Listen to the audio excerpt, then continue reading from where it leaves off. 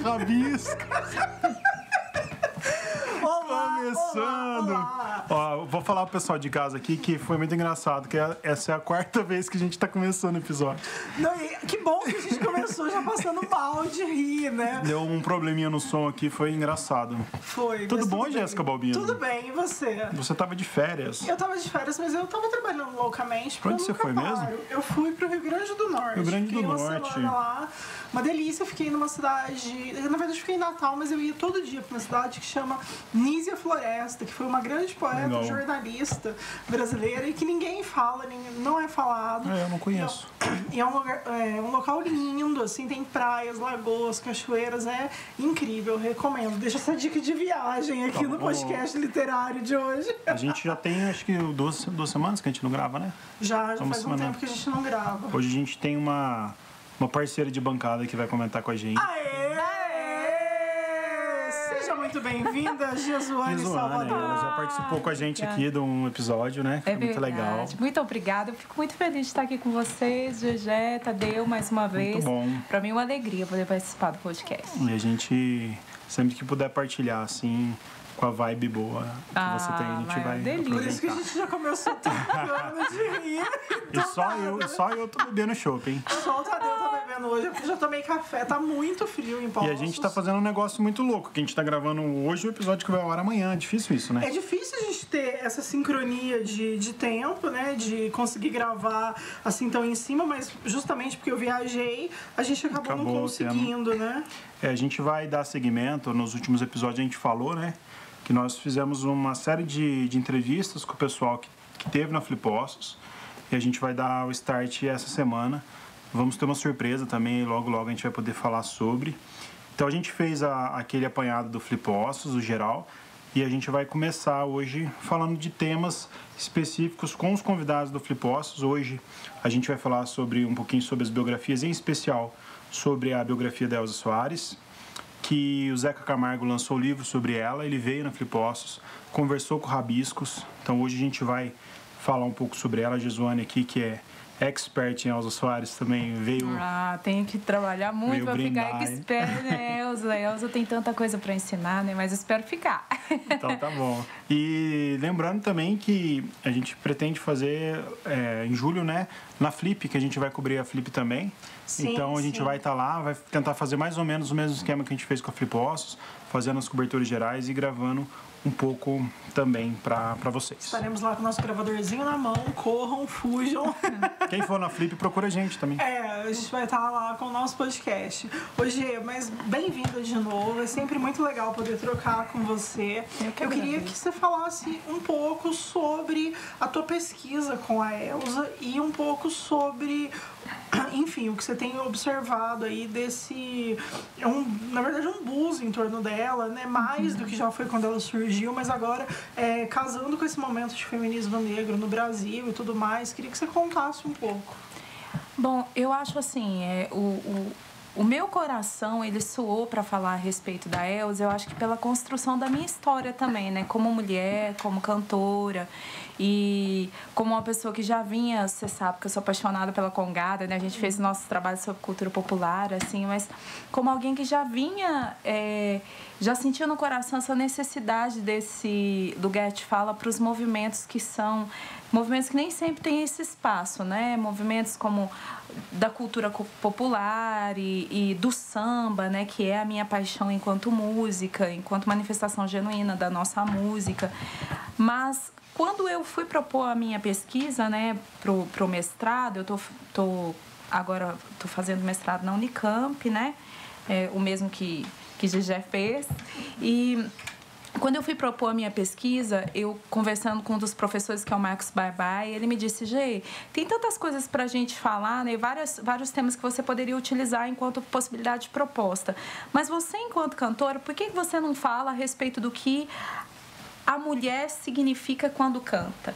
Porque a proposta da minha pesquisa é dizer o seguinte: o que a mulher fala quando canta, nem sempre ela fala quando ela fala. Porque no Brasil existe uma predileção, falando com o Roberto Menescal, que é um grande produtor musical brasileiro, um grande compositor, ele me disse que houve um momento no Brasil em que toda aquele desejo das pessoas, aquela aceitação das pessoas em relação à voz masculina caiu. E houve uma grande aceitação e um grande amor pela voz feminina, que isso é um fenômeno que acontece no Brasil de uma maneira muito singular em relação a outros países, né? A gente gosta de cantoras. E por quê? O que a mulher fala, muitas vezes, quando ela canta, não é tão simples que a sociedade aceite que ela fale quando ela está falando. Então, eu vi na Elza Soares, e principalmente no trabalho que ela gravou em 2015, A Mulher do Fim do Mundo, eu vi naquele trabalho um momento assim, de consagração da carreira dela, mas de afirmação da Elza enquanto sujeito feminino, de um discurso que vai além daquilo que a mulher representa como cantora, mas um discurso político, um discurso social. Então, a minha pesquisa gira em torno de tudo que a Elza representa, não só enquanto grande intérprete da música popular brasileira, mas também como mulher, como negra, como essa grande diva que ela é. Gê, você falou uma coisa que me chama muita atenção, que você fala que algumas coisas a mulher só consegue falar se for cantando. Uhum. E isso faz muito sentido pra mim, né? Eu acho que a nossa voz, ela é silenciada o tempo todo e de diferentes maneiras, em diferentes espaços. E aí na música talvez seja esse lugar. Eu queria que você falasse um pouco mais sobre isso, como é que você encontrou isso na obra da Elza e como é que isso converge na tua própria vida, né? Na tua própria carreira, porque você também é uma cantora, você também é uma produtora cultural, também é uma jornalista, enfim, passa aí por vários ofícios dentro da comunicação e das artes. Como é que então, conseguir encontrar essa voz na música? Eu acho que a gente tem assistido um momento, assim, enquanto eu fui ao show da Elza, né, nesse final de semana, eu estava sábado em São Paulo, enquanto eu assistia a Elza cantando e eu via as pessoas se levantando e as pessoas chorando e as mulheres gritando, você me representa! E eu via, assim, um público muito heterogêneo, sabe? O que me tocou profundamente naquele momento foi pensar que justamente a cantora, ela pode ter esse papel de representatividade de um discurso que as pessoas precisam ter, uma voz que as pessoas precisam ecoar, algo que elas precisam dizer, mas que é justamente isso, que nem sempre é possível. A gente está assistindo isso nos movimentos do funk, de empoderamento feminino, nos movimentos do funk, nos movimentos do hip hop, né? Em tantos outros movimentos, ou até mesmo na música sertaneja, em que as mulheres têm vindo e têm ganhado uma proporção tão grande, porque eu acho que é justamente esse silenciamento que ocorreu ao longo da nossa história, né? A mulher não pode falar, não pode dizer o que ela pensa, a maneira como ela sente todas as questões tem que passar essencialmente pelo filtro masculino. Então, assim, nós estamos vivendo um mundo, eu enquanto vi a Elza ali no palco, eu senti justamente isso. A gente estava vivendo um momento de transição muito grande, em que a arte, ela precisa significar muito além de ser boa esteticamente, né? Acho que teve um período em que a gente se preocupava muito em ter um material de qualidade. Essa música é boa porque ela tem uma letra bonita, ela tem uma harmonia mais refinada, né? Enquanto músicos a gente fala sobre isso. Hoje não, a gente vê que assim, a música ela tem que significar alguma coisa. O que é que faz as pessoas olharem para uma canção e dizerem, essa canção é algo que toca o meu coração? Essa canção tem que representar. A Tita, ela disse uma coisa, né? A Tita, que é uma grande ativista negra da nossa cidade, em Poços de Caldas, uma grande mestra para mim, em vários aspectos, e ela disse uma coisa uma vez que ficou bem marcada no meu coração. Ela fala que o que diferencia um líder de um mestre é que o mestre, ele anda lado a lado com as pessoas, e ele diz aquilo que as pessoas querem dizer, mas muitas vezes não encontra como dizer. E eu acho que é isso que tem ocorrido na música, é isso que faz com que a Elza, com diversas canções, né, canções que tratam da violência contra a mulher, canções que tratam do prazo de validade, entre aspas, que nós como mulher teríamos para fazer música, né? Quando ela diz, me deixem cantar até o fim, uma mulher com mais de 80 anos que está fazendo sucesso, você pensa em um período em que a indústria cultural dizia que a gente tinha que ser só bonitinha, gostosinha para fazer sucesso, né? Então ela vem quebrando vários paradigmas, e eu acho que como cantora, isso para mim tem um sentido muito grande naquilo que eu também produzo e vou produzir daqui para frente. E é legal porque a gente vê isso acontecer, como você falou, a Elza 80 e poucos anos, né? É um pouco assim, ela foi emancipada para poder se casar, né? Porque ela casou muito jovem e ela foi emancipada para poder se casar. Então, até o Zeca, né? Ele disse isso na entrevista, que não é muito precisa essa questão da idade dela, mas certinho, ela tem mais de 80 anos. E ver essa força surgindo num contexto que poderia ser uma pessoa mais nova, uma pessoa antenada na vida e tudo mais, o que quebra alguns paradigmas dentro da gente, né? O paradigma tradicional e orgânico das pessoas militantes, né? E a Elza, na minha opinião, que agora eu passei a conhecer um pouco mais a história dela, em especial, né? Agora com a feira que teve, que a gente ficou por dentro da biografia dela, fui atrás de algumas músicas dela, ela acaba se tornando um alicerce para o pessoal mais novo, né? Um ícone, um porto seguro, um ícone, espelho, né? E você teve com ela até recentemente, né? Tive com ela. E dentro dessa luz, né, que a Elza tem, dessa potência carismática que ela tem, porque você vê um Zeca Camargo, quando falou dela, a gente vai bater um papo com ele daqui a pouco, você vê que quão conquistado ele ficou, quão impactado ele ficou com toda esse carisma, esse chamamento, essa paixão. Você que esteve perto da Elza, que conversou com ela, como que você vê esse fenômeno assim, no sentido orgânico de ser uma estrela mesmo? Assim? Tadeu, eu acho que Elza, né? Acho que para quem não conhece a história dela, né? A gente estava comentando um pouquinho antes de começar o programa. Elza, ela surge da seguinte maneira: ela nasce numa comunidade, né? Muito pobre do Rio de Janeiro. Ela vem de uma família bastante musical. Ela queria ser cantora, mas nunca isso foi uma questão profissional na mente dela. A música fluía, tanto que ela fala que ela aprendeu a cantar com louva a Deus, ela aprendeu a cantar com o ranger da água que ela levava na cabeça e tal. Então, assim, quando ela surgiu, a primeira vez que ela se apresenta no programa de calouros do Ari Barroso, ela entra no palco, né? Assim que ela entra, é uma história bastante conhecida, mas eu acho que vale a pena a gente contar para quem não conhece. Ela foi vestida assim, ela disse que ela pesava muito pouco, era bem magrinha, né? Tipo uns 40 quilos, assim. Ela foi vestida com a roupa da mãe, toda remendada com alfinetes, para poder se ajustar no corpo. E quando ela entra no palco, a risada é geral. Todo mundo cai na gargalhada, assim, achando que ela estava muito mal vestidinha, realmente, né? E o Ari Barroso começa a tirar uma com a cara dela, né? Ele fala: minha filha, de que planeta você veio? E ela fala: do mesmo planeta que você. E ele diz: mas que planeta é esse? E ela fala: eu venho do planeta Fome. Olha só. Então, assim, uma pessoa forte, com mais ou menos 14 anos que sobe ao palco para cantar, é recebida com a chacota e o riso, e ela silencia essa plateia dizendo que ela vem do planeta Fome, e logo depois ela canta como ninguém jamais cantou ali, porque ela recebe a nota máxima no programa e é ela quem leva o prêmio. Então, assim, a gente tem a união de duas coisas: qualidade estética, né, de uma cantora que tem muito talento, mas alguém que tem consciência do que ela representa politicamente. A gente vê o trabalho que a Jé tem feito, que eu sou apaixonada. Que é esse trabalho lindo que ela tem feito do corpo que fala, o corpo que é político, né? E eu acho que a Elza, ela representa justamente isso, porque a história dela e o entendimento dela da própria história faz dela um corpo político. Então, estar com ela, assim, quando eu tive com ela, eu acho que a dimensão que a gente tem é dessa história completa e congruente, de uma pessoa que veio dessa história, passou pela ditadura, né? Sim. Por muitos momentos, assim, diversos da história do nosso país, e em todos os momentos ela foi contemporânea. Então ela é uma mulher de mais de 80 anos que tem um público de jovens. Isso é impressionante. Então, é uma coisa louca isso, uma pessoa que consegue estar antenada ao seu tempo e representar a voz de diversos tempos, né? É uma pessoa que tem muita consciência do que ela representa. Inclusive hoje, né, ela ganhou um prêmio, né, o título de doutora honoris causa da Universidade Federal do Rio Grande do Sul. Isso, no domingo. Ela recebeu essa premiação. Foi no domingo, dia 26, é verdade. Isso, foi no domingo. E outra coisa que é super bacana, né? Porque assim, no momento que a gente via que nas universidades a gente mal tinha possibilidade de ter textos de autores negros, né? A gente tem visto uma mudança muito grande. Vocês podem falar até melhor que eu com relação a isso.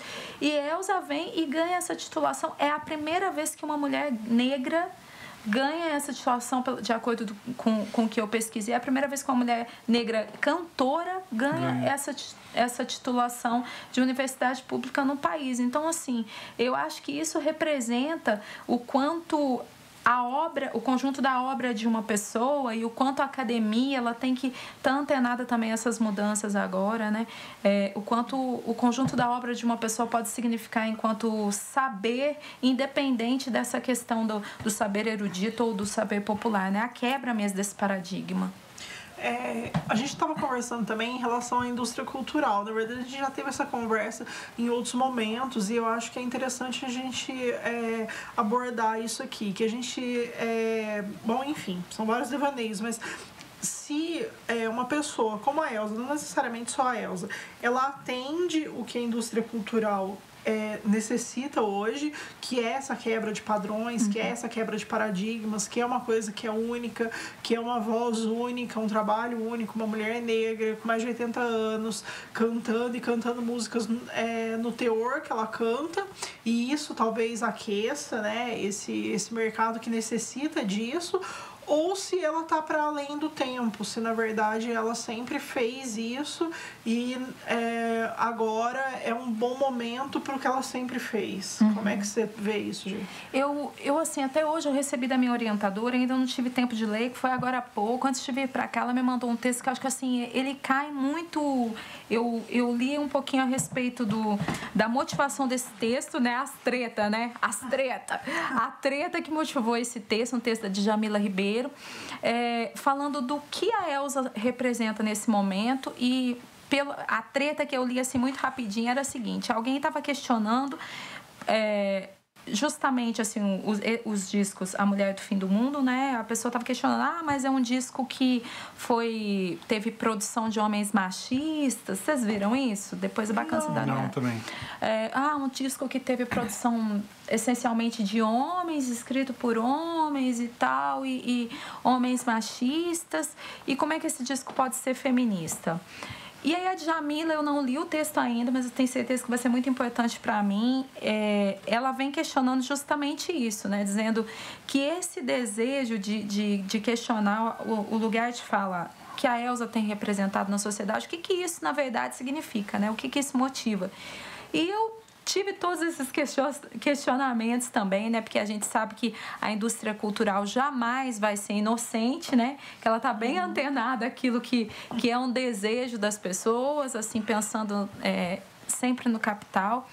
Mas eu acho que a Elza, independente dela ter se ela não tivesse levantado bandeira nenhuma, né? Ela defende o feminismo, são várias questões, né? O feminismo, o lugar de fala da mulher, o lugar de fala da mulher negra, né? Essa questão, eu acho que de quebra de paradigmas com relação ao tempo, de validade de um artista. Ela fala sobre violência, ela fala sobre transfobia, ela fala sobre criminalização, né? Da homofobia. Então, assim, ela vem trazendo vários discursos que são muito políticos, mas vamos supor que ela não dissesse absolutamente nada disso. Ela é uma mulher negra que surgiu num momento em que o nosso país era ainda mais racista. Eu perguntei para ela: Elza, o Brasil é o país racista? Ela falou: é o país mais racista que eu conheço. Hoje ela acredita nisso. Então, imagina isso ainda muitos anos atrás, né? Como essas questões eram mais complexas ainda. E ela surgiu nesse momento, ela foi abraçada pela bossa nova, né? Tanto que há uma dicotomia, eles falaram da bossa negra, que eu achei até engraçado, né? Por que ela não pode só cantar a bossa nova? Sim, né? Então já tem que lá colocar esse selo, a bossa negra e tal, mas que também, se por um lado a gente pensar, é uma estigmatização, por outro é fantástico, porque sim, é a bossa negra, é uma mulher negra cantando, né?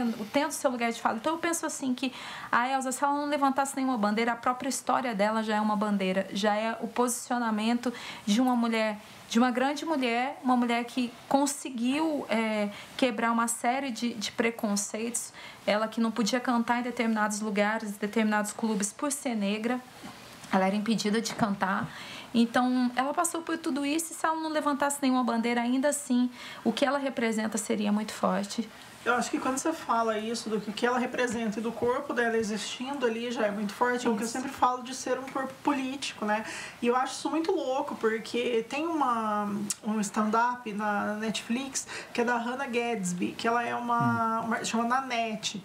Ela é uma artista australiana e aí ela é um stand-up, na verdade, muito ácido, né? Não é aquele stand-up que a gente está acostumado aqui no Brasil, que é um humor mais sei lá, enfim, mais brincalhão e tal. O dela é muito ácido e ela fala sobre o que é ser uma mulher lésbica na Austrália, onde era proibido você ser gay até, sei lá, até quando ela era adolescente. E aí ela fala, o fato de eu estar aqui em cima desse palco já é político. Exatamente. Ainda que eu não dissesse nada sobre isso, já seria muito político. Então, isso... E chamou muita atenção quando foi lançado esse stand-up dela e tudo mais. E eu acho que é exatamente isso que você está me falando da Elsa. E é exatamente isso que a gente vê com tantos corpos que são marginalizados o tempo todo e que o simples fato deles existirem já diz tudo, né? E aí, quando eles existem e eles produzem qualquer coisa que seja artístico, aí sim é muito mais motivo de celebração, né? Com certeza. E é óbvio que no momento que esses corpos que existem, por existir, já são resistência, mas quando eles existem e produzem, é óbvio que eles vão encontrar eco em outras pessoas que foram caladas, que foram silenciadas e que dizem, não, eu existo também, né? Então, eu acho incrível todos os trabalhos. É por isso que eu penso... Ali, quando eu estava vendo a Elsa no palco, eu pensei justamente isso. Eu acho que daqui a muitos anos, quando olharem para o período que a gente está vivendo, a gente está vivendo... Eu não sei, né? Eu tinha celularzinho, a gente que tinha celularzinho, o Nokia eterno, né? Há pouco tempo atrás. E hoje viu esse boom da internet, esse boom da comunicação que foi totalmente alterado, né? Para nós, enquanto jornalistas, foi tudo muito alterado. E eu acho que daqui a um tempo, quando as pessoas olharem para esse momento que a gente está vivendo, pessoas como a Elsa, pessoas como você, Gegé, amada, mas pessoas que têm, assim, que entendem a sua importância enquanto resistência, sabe? E que entendem que é preciso falar, essas pessoas elas vão ser pessoas que vão representar a mudança de um tempo na nossa sociedade. Isso é muito sério, eu acho isso muito profundo, sabe? Muito profundo. A gente está vivendo uma mudança, por isso que essa polarização está tão grande politicamente falando, né?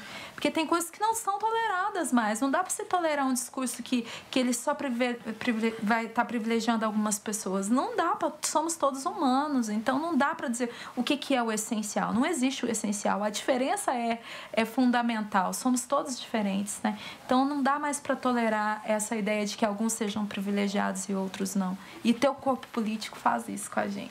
Eu acho que é legal do corpo político, da postura, né?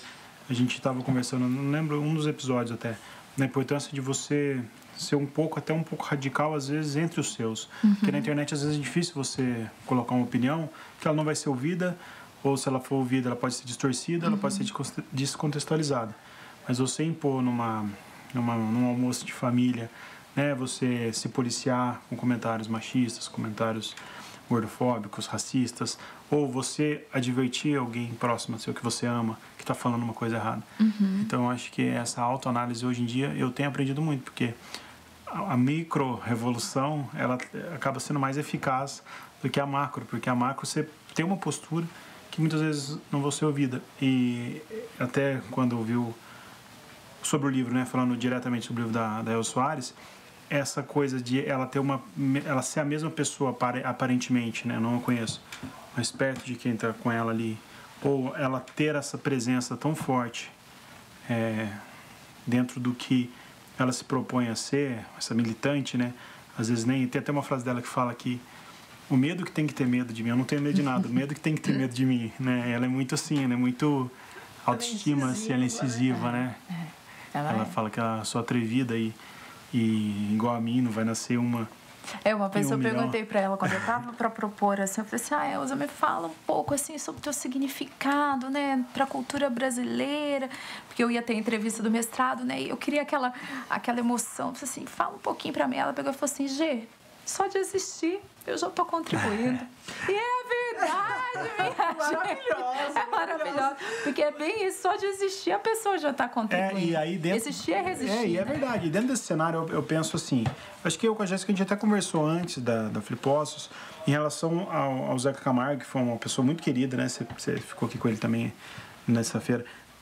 Ele ser um jornalista de um grande meio de comunicação, da Rede Globo, sendo um homem, falando sobre Elza Soares. Como que você vê isso? Assim? Você acha que teria essa diferença biográfica? Ou se fosse uma pessoa, talvez, no meio dela, ou alguém, talvez, mais da marginalidade da imprensa, marginalidade no sentido amplo? Assim?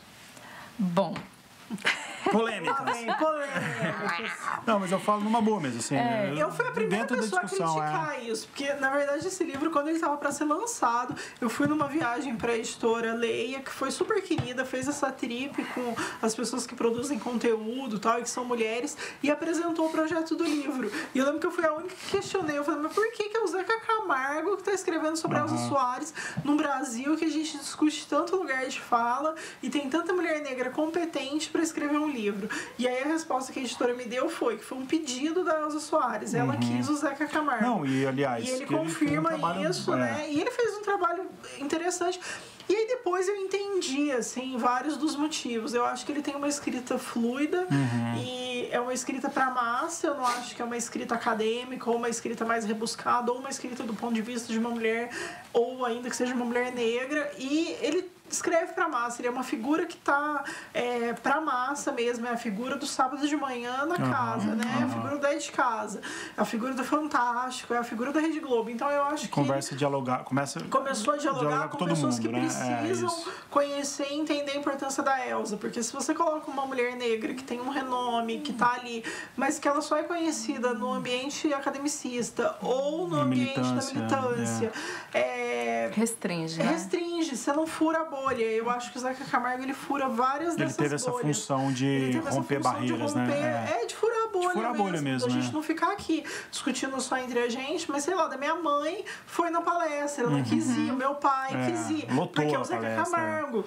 entendeu? Se fosse uma mulher, sei lá, qualquer que fosse, eles não iam saber quem é, e aí tanto faz que ela biografou a Elza, ainda que a Elza seja essa figura, mas eu acho que o Zeca Camargo, ele tem essa função de falar com as pessoas que estão na massa e que não estão nesse ambiente, que não estão habituadas a discutir feminismo negro todo dia no café, né? Eu acho... Ele fez um trabalho bom, né? Ele fez um trabalho bom e eu acho que ele teve uma humildade muito grande. Vocês não notaram isso, né? Muito, muito. Eu achei assim, falei, gente, mas ele é humilde demais, né? Assim, um jeitinho bem... humilde mesmo. Então acho que esse medo assim de errar, esse zelo de errar, ou da extrema apuração, a gente percebe que ele teve, né? E eu acho que é óbvio que se fosse uma escritora, uma mulher negra que estivesse escrevendo, é óbvio que seria diferente o resultado final, assim como se eu escrever um texto a respeito de um assunto, ele vai ser de um jeito, se você escrever, né? Cada coisa vai passar pela vivência de cada uma das pessoas que tá apresentando esse trabalho, mas eu sinto isso também. Eu escrevi, a Gegé também escreveu, a gente quando se formou enquanto jornalistas, a gente escreveu livros, né? A gente teve como resultado livros reportagem, e eu lembro que na época que eu fui escrever, eu estava no ambiente academicista, e aí eu ficava com medo, como é que eu vou escrever esse livro se eu tô falando de cultura popular? Aí eu falei assim, gente, quer saber de uma coisa? Eu não tô nem aí se os professores vão me criticar. Eu quero escrever um livro que o congadeiro também leia. Eu vou escrever um livro que os professores vão achar, olha, que livro legal, que livro bacana, mas que depois o meu personagem não vai ler. Então, acho que ele realmente fura essa bolha nesse aspecto. Acho que ele fez um trabalho cuidadoso e ela o quis. Então tem. Acho que é o principal, né? Ela escolheu, né? É claro que todo mundo que escreve uma biografia tem aquela coisa da paixão que se nutre, né? Perde talvez um pouco a imparcialidade, né? Do biógrafo e biografado. É comum isso, né? Tem até um caso clássico, né? Do Truman Capote, a Sangue Frio, quando ele vai cobrir o assassinato lá nos Estados Unidos, ele se apaixona por um dos assassinos, né? Você vê a tamanha entrega, a tamanha imersão do personagem. Então, sempre que eu leio biografias, eu, enquanto leitor, eu sempre pondero isso. Porque quando você ouve o lado da história da pessoa que você vai escrever biografias, você compra o lado dela. E você também Principalmente quando é uma biografia autorizada, né? Biografia Ou encomendada, né? Que é muito comum, né? Que é muito comum também. Aliás, tem autobiografias de ghostwriter que encomendam, o cara nem escreve a sua autobiografia. Agora me fez lembrar o caso lá do caso Evandro, que o policial lá, o Neves, queria encomendar uma biografia pro Ivan Mizanzuki. Ele já tinha até o título, ele chama Neves, a Lenda. A hora que ele falou isso, eu dei essa risada. Eu tava sozinha no carro ouvindo o podcast. E o quê? Como assim? E é isso, a pessoa brisa e ela contrata jornalistas e tal pra escrever a biografia. Neves, a Lenda. Por que não, né? Podia chamar Elza, a Lenda, né? Então, por favor, amigos jornalistas, estejam avisados, hein? Jéssica, a Lenda. Mas ó, uma coisa que eu acho que é muito difícil e que o Zeca fez, e é o que a Gisone falou, a gente percebe o rigor da apuração e o cuidado que ele teve de biografar alguém vivo. Porque você biografar uma pessoa viva com isenção jornalística ali, ou com apuração, não precisa nem ser isenção, mas com apuração jornalística é muito difícil. É muito difícil, é muito arriscado. Você contar uma história sobre alguém. Eu tava ouvindo um podcast com o Chico Felice, que já veio aqui, que foi nosso entrevistado também, e ele falou que ele fez um perfil de uma corredora e aí ela brigou com ele depois porque ele contou que ela usa dentadura. E aí... Só que ele falou assim, não tinha como eu não contar, porque tinha uma passagem incrível disso. E aí ela ficou super chateada comigo, mas passou e tal. Não tinha... Então, assim, é muito difícil você... E acho que é difícil isso pra você também, assim como foi difícil pra mim no mestrado, você falar de pessoas que estão vivas, de pessoas que você vai encontrar na rua e que vão te cobrar se você escrever uma merda. É um risco muito grande. É muito diferente você pegar um tema X de fulano que já morreu há 100 anos e ficar lá revisando a bibliografia, né? Agora, se você escrever uma merda da Elza, vai vir assessor, o Zeca Camargo e a Elza atrás de você, né? É difícil, é mais complicado, né? Mas ao mesmo tempo, assim, eu pelo menos, o que eu tô tentando fazer com o meu coração, né? Eu tô tentando ao máximo buscar essa linha, assim, de bloqueio, né? Para que seja possível essa isenção. Por isso que eu acho que, enquanto musicista, seria muito fácil me apaixonar, né? Assim, ver tudo que ela significou, principalmente no samba. Eu que sou, assim, amo samba, né? E tudo que ela tem significado. Então, seria muito fácil o coração fazer... Mas eu acho que o intuito, então, do meu trabalho, eu me coloquei nesse objetivo falar o que a Elza significa politicamente, socialmente agora. E nesse aspecto tem algo muito complexo para mim, porque eu sou uma mulher branca. Então, parece que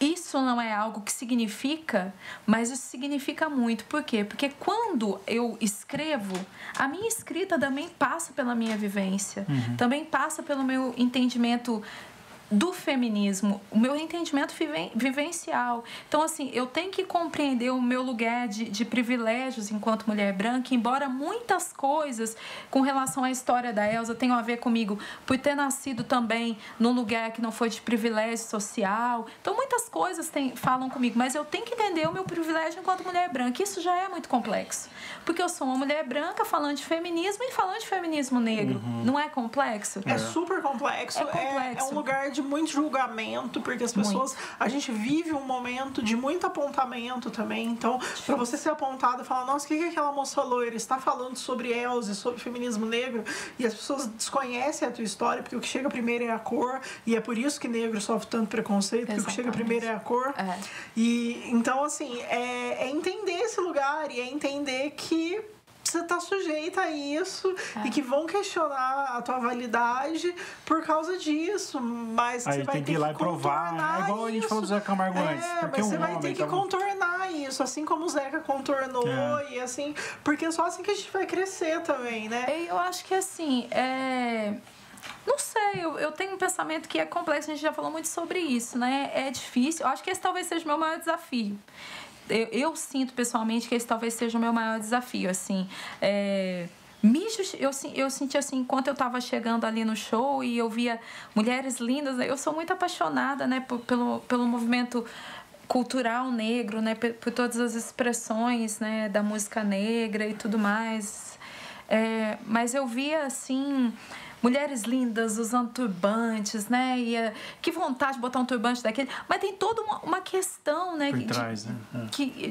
Do seu lugar, né? Enquanto mulher branca e de não atravessar determinadas fronteiras para que você, na verdade, não esteja, ao invés de valorizando o movimento que diz também ao seu coração, mas tomando lugar de fala, né? É muito complicado. Mas, ao mesmo tempo, eu acredito no seguinte: muitas pessoas poderiam ter proposto um mestrado a respeito de Elza Soares. Muitas. Mas eu propus. Então, assim, essa será a minha possibilidade de contribuição enquanto mulher branca, com todo o respeito pela obra dela e com todo o entendimento do meu lugar de privilégio também, e tentando olhar muito para essa... Também acho que isso aumenta a minha responsabilidade, então também aumenta o meu zelo em relação ao resultado do trabalho, mas... Eu estou dizendo porque eu vou dizer, né? O meu intuito será dizer como resultado de um trabalho, porque eu observo o que está acontecendo agora e eu observo a grande relevância disso agora. E casou de eu ser uma mulher branca que vai fazer isso nesse momento. Poderiam ser milhares de outras pessoas, e podem ser, né? Não sei o que tem sido produzido nesse momento com relação a isso. Mas a gente fala sempre muito sobre isso, né? A gente, enquanto mulher branca, e que está muito inserida também em movimentos que tem contato com os movimentos negros, mas assim, da gente ter todo o respeito e entendimento do nosso privilégio, mas também da gente estar trabalhando e estar falando que outras pessoas podiam estar fazendo, e a gente está fazendo isso nesse momento, né? Não, eu acho super importante que a gente fale, sim, sobre, que a gente discuta sobre isso, porque a gente está vivendo esse momento e a gente não está aqui como inimigo, né? Acho que a gente está aqui como aliado, e a gente quer crescer e construir junto. Então também eu acho que é muito errado entender que a gente não pode estar trabalhando com isso e fazendo isso, até porque a gente faz da maneira mais respeitosa possível. E aí eu volto naquilo, eu fui a primeira a questionar a presença do Zeca, e aí quando eu li o livro e quando eu vi a palestra dele, quando a gente conversou com ele, eu entendi que ele fez isso da maneira mais respeitosa possível, que a escolha não foi dele, foi da Elza. Ele só aceitou.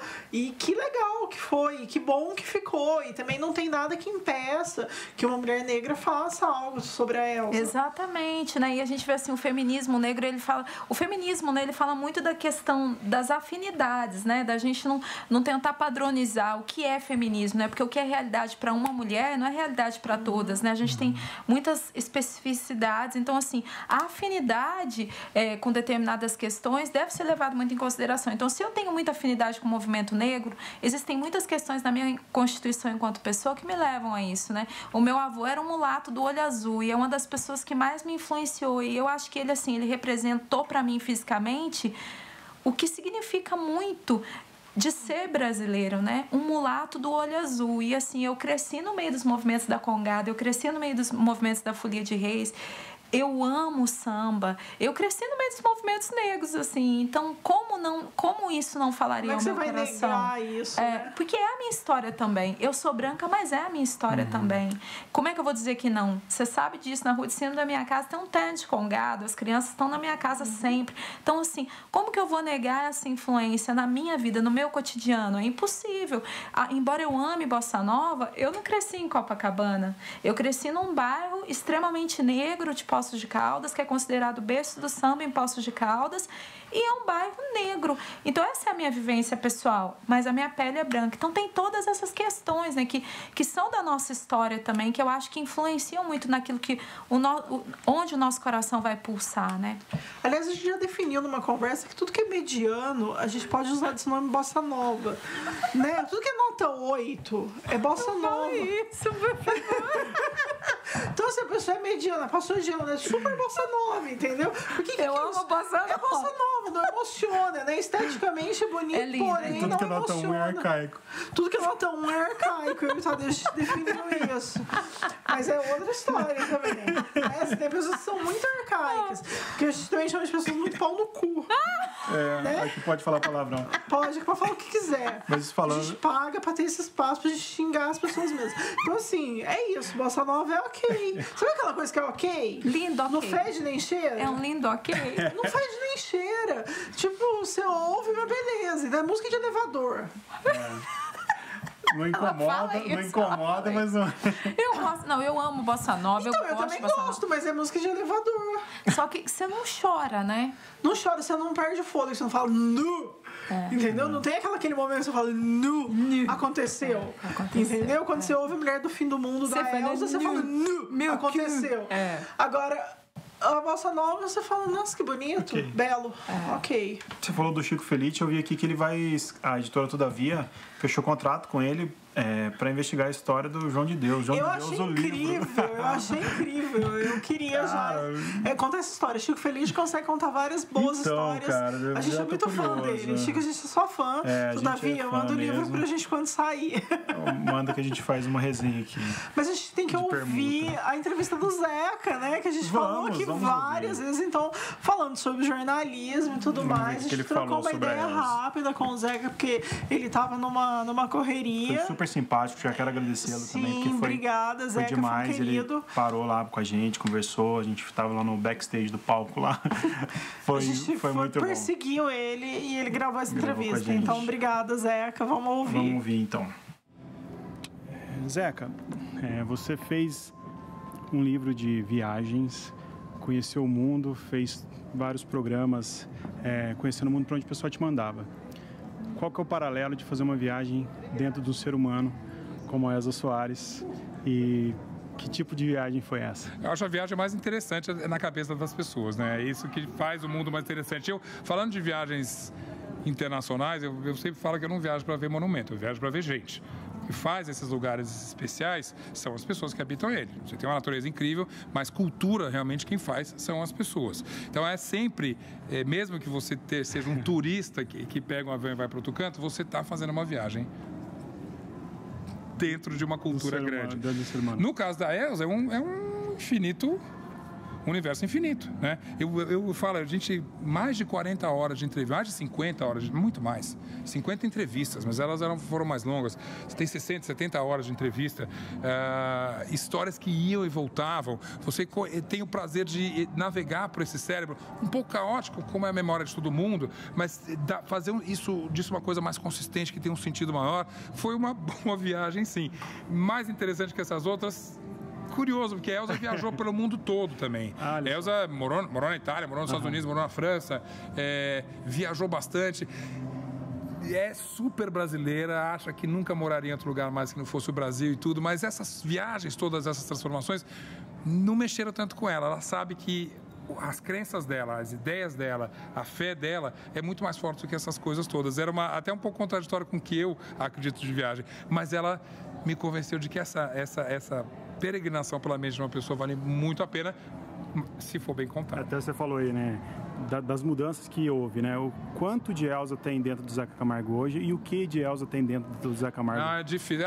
Eu tenho a generosidade da Elza dentro de mim, porque era com todas as dificuldades, até físicas também. Uma pessoa que tem uma mobilidade limitada, ela teve um acidente, então ela tem uma mobilidade complicada. Mas ela vai em frente, ela avança. Isso é uma inspiração muito forte. Ela tem muito mais de mim. Se eu conseguir botar um pouco de mim na Elza, é o humor, eu sou bastante bem-humorada, a informalidade. Às vezes, até a gente discutia muitas vezes, algumas passagens do livro ela não gostaria, ela contava, depois ela me ligava, falava assim, vamos tirar isso. Então, o que eu acho que eu consegui dobrar ela é a crença de que é possível contar uma história mesmo trágica, mesmo triste, de uma maneira onde ela saísse vitoriosa, saísse maior. Então, se eu coloquei alguma coisa dela, é um ponto de vista, se eu coloquei alguma coisa na cabeça dela, é um ponto de vista de que as coisas não são só negativas, elas saem sempre com uma coisa positiva e maior depois. Zeca, em algum momento de toda essa apuração desse tempo que você conviveu com ela, a história dela é uma história muito forte, muito triste, muito pesada em diversos momentos. Em algum momento te doeu tanto que você falou, não vou dar conta, não vou conseguir?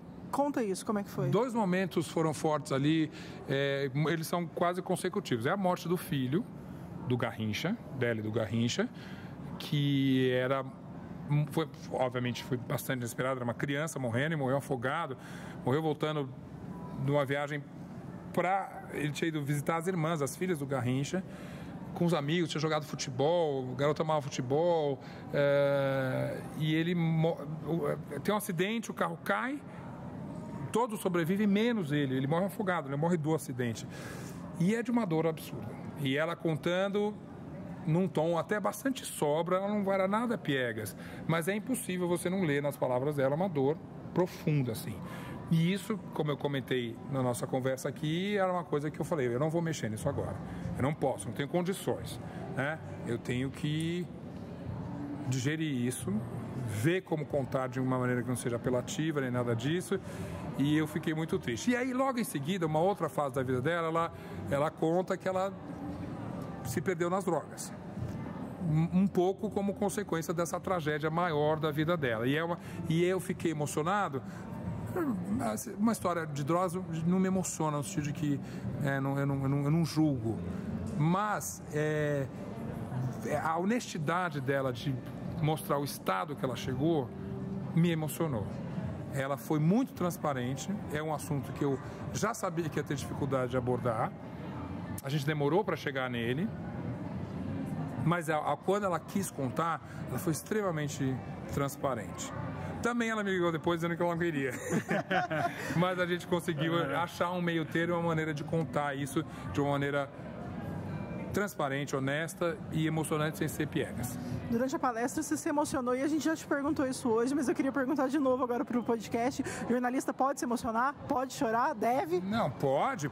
Ele tem que até tentar provocar isso em quem lê, assiste ou ouve. Ele não pode deixar que isso seja o timão da narrativa, né? O seu ser humano, você respeitadas as regras básicas do jornalismo, se você foi objetivo, se você foi transparente, se você foi claro, você colocar que você também sentiu alguma coisa ao ver aquele evento, ao ouvir essa história, ao participar de certa celebração ou de certa dor, é perfeitamente humano. Só respeitar essas regras básicas. Ô Zeca, a gente tem um quadro no nosso podcast que a gente fala da sua estante. Da sua estante. O que você está lendo, o que você indica, o que você te formou você enquanto jornalista, que tipo de leitura, que livro, algum autor? Eu comecei a ler Agatha Christie, eu amo Agatha Christie até hoje, porque o primeiro livro de adulto que eu li era Agatha Christie. Eu estou relendo, outro dia eu li Uma Aventura em Bagdá, que não li há muito tempo, semana retrasada. Mas, nossa, eu leio muita coisa junta. Eu estou lendo Os Amantes, que é um livro da Todavia, escritor que eu não consigo me lembrar o nome agora, você me ajuda. Porque é um nome difícil e eu também não consigo lembrar, mas eu sei qual é o livro. Uma tradução maravilhosa. Quero, Todavia, manda o livro pra gente. Maravilhosa. Eu estou relendo Coração Tão Branco, do Javier Marias, que é sensacional. Eu estou lendo um livro que eu também não lembro o nome, e é do escritor argentino, que chama El Mundo Sin las Pessoas que Lo Enfeiam. Que é o mundo lindo sem as pessoas que deixam ele feio. É um poeta. A literatura argentina contemporânea é uma coisa absurdamente linda. E eu estou lendo, eu tento ler assim que eu pratico as línguas. Eu estou lendo em francês o Michel Houellebecq, o novo, que é Serotonina, que é serotonina, que é sensacional. E é facinho de ler. Meu francês não é tão bom assim, e tá dando para atravessar o Serotonina. Acho que é isso. Joia. Perfeito, obrigada. Tá bom? Prazer. É isso então, legal o que o Zeca falou, o que a gente fez. Os meninos estão rindo aqui, porque é o seguinte. Porque a gente não ouve, né? Pro microfone, o Tadeu faz uma cara de profissional do rádio. E que bosta. Mas tudo bem. Ó, essa foi a entrevista do Zeca Camargo. A gente gravou no Fliposs, como a gente falou. E apesar de breve, a gente queria ter tido mais tempo pra trocar essa ideia com ele, mas ele veio na correria. Mas foi legal, ele falou o recado. Mas dele, é legal ter tido ele aqui no podcast, ainda que brevemente, ele ter falado sobre essa obra, sobre a Elsa, e ter deixado dicas de leitura também pra gente. Agora chega a nossa hora de dar dicas de leitura, Jéssica. Mas já, sim, nessa correria? Sopetão já. Mas assim, então me conta, o que você tá lendo? Olha, eu tô lendo um livro do Marcelo Cândido, que eu mediei uma mesa com ele e ele me deu o livro dele, Eu Não Sei Ter, que que é um romance. O Marcelo Cândido, ele é biógrafo, escreve várias biografias também. Ele é ghostwriter também. Então, a gente não sabe quais biografias todas ele escreveu. E eu tô lendo o livro Eu Não Sei Ter, né? Que é um romance que mostra, assim, são relações sociais mesmo de olhar de um narrador bem duro, assim, que é o Justiniano, que fala um pouco da história dele e da amizade com o Gregório, que é um amigo que sofre um acidente, tá? Enfim, não vou contar muito, mas é um livro bem legal. O Marcelo tem me surpreendido do jeito que ele escreve. Eu gostei muito de conhecê-lo pessoalmente, então depois que a gente trocou uma ideia, eu me interessei bem pela literatura dele. E eu pus como meta agora que eu tô lendo 3 livros simultâneos. Eu tô lendo um livro de poesia, uma biografia e um romance. Aí eu consigo intercalar bem. Nossa, mas fluir. você tá fazendo a literatura ficar uma coisa chata, você tá pondo meta. Mas tá muito bom. Não tô pondo meta. É que eu tô quando você indo atingir assim. a meta, você vai dobrar a meta? Porque quando eu tava lendo, 2 romances, eu me perdia muito. Aí eu dava muita atenção pra um livro, acabava... Então tem um livro de trânsito, que é um livro que fica comigo andando pra lá e pra cá. E um que fica em casa. Você falou um livro de trânsito, eu pensei num Código Brasileiro de Trânsito. Falei, gente, será que ele tá tirando carteira de caminhão? Sei lá.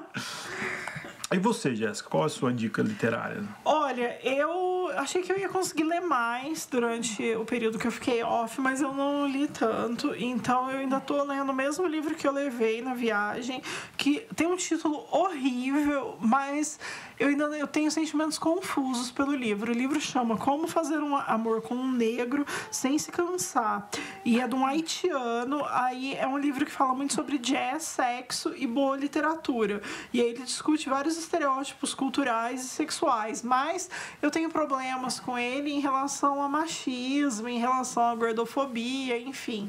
Mas eu ainda não sei se eu gosto do livro. Então eu tenho sentimentos confusos. Porque ele é bom, né? É bem escrito. Ele é interessante, mas ele é machista. Então, é a história do quê, esse livro? São 2 jovens negros exilados no Quebec durante um verão nos anos 70. Então, um deles medita e tal, não come carne, e o outro gosta muito de cozinhar. E eles são 2 fodidos financeiramente, assim, então eles ficam ouvindo jazz, eles gostam muito de literatura, então eles roubam livros nas bibliotecas e tudo mais. E eles recebem visita de meninas que ficam apaixonadas por eles. Então, umas meninas de universidade, umas meninas muito pá, assim, e que ficam loucas neles. E aí, o que me incomoda é a maneira como eles descrevem essas meninas, porque daí eles chamam elas de Miss. Então, ele fala, tem a Miss Literatura, a Miss não sei o quê. Meio que rotulando, assim. Meio que rotulando. Então, isso me incomoda bastante.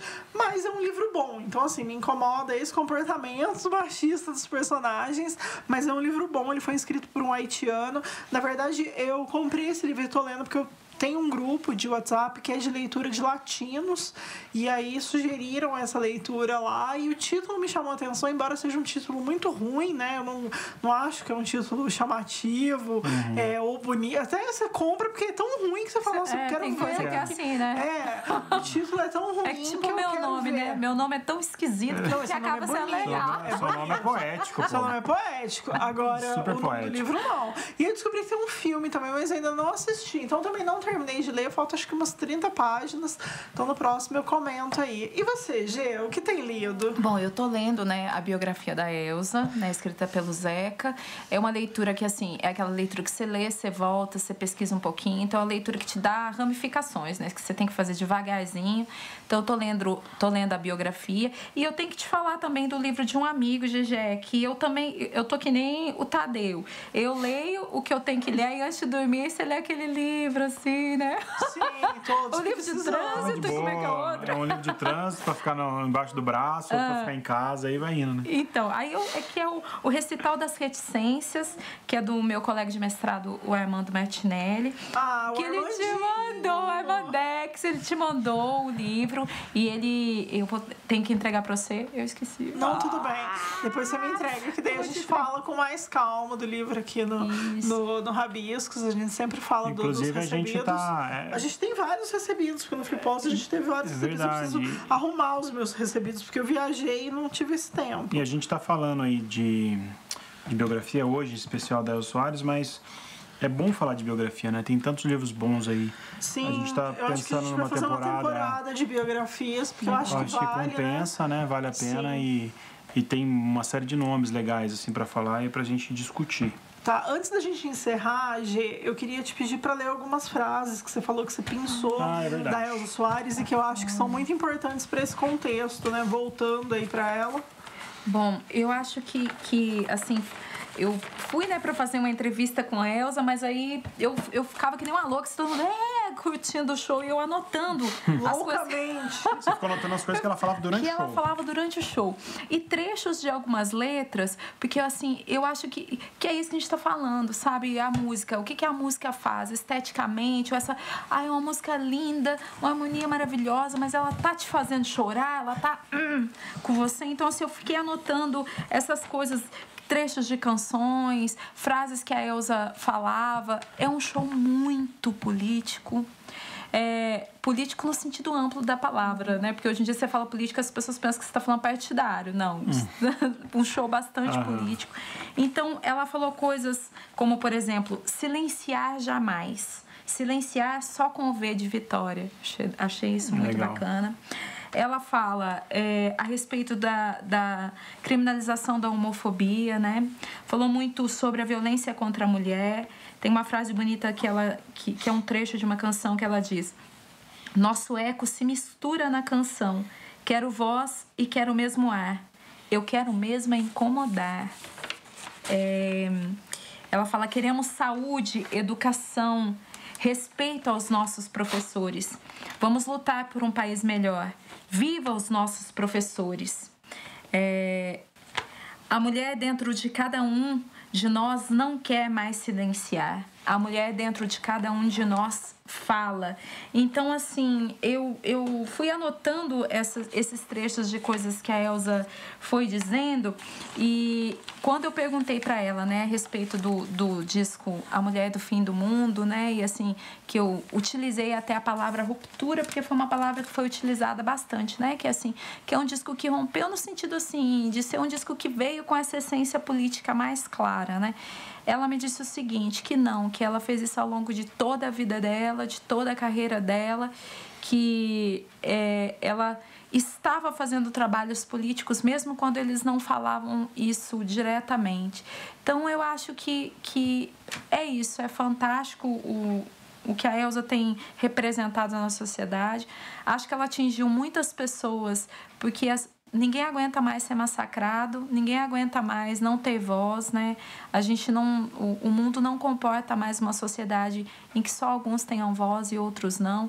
E ela veio como essa pessoa que tem essa representatividade. Então, ela ali marcou um momento de muito respeito pelos nossos professores, por esses retrocessos políticos que a gente tem assistido agora na nossa sociedade, esse perigo iminente que a gente tem visto, e ela se posiciona não partidariamente, né, porque o povo tá muito doido, né, tudo só sabe falar uma coisa, mas ela se posiciona muito em prol da educação, ela se posiciona muito em prol da valorização da vida de cada pessoa, né, e é isso. Legal. Elzinha. Muito bom. A gente vai encerrar com esse pensamento da Elzinha. Elzinha demais. Muito bom papo. Gisone, muito obrigado pela sua participação.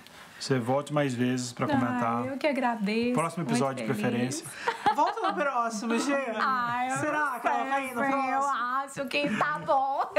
Bom dia, boa tarde, boa noite para todo mundo de casa. Beijo de Poços de Caldas. Tchau. Beijo.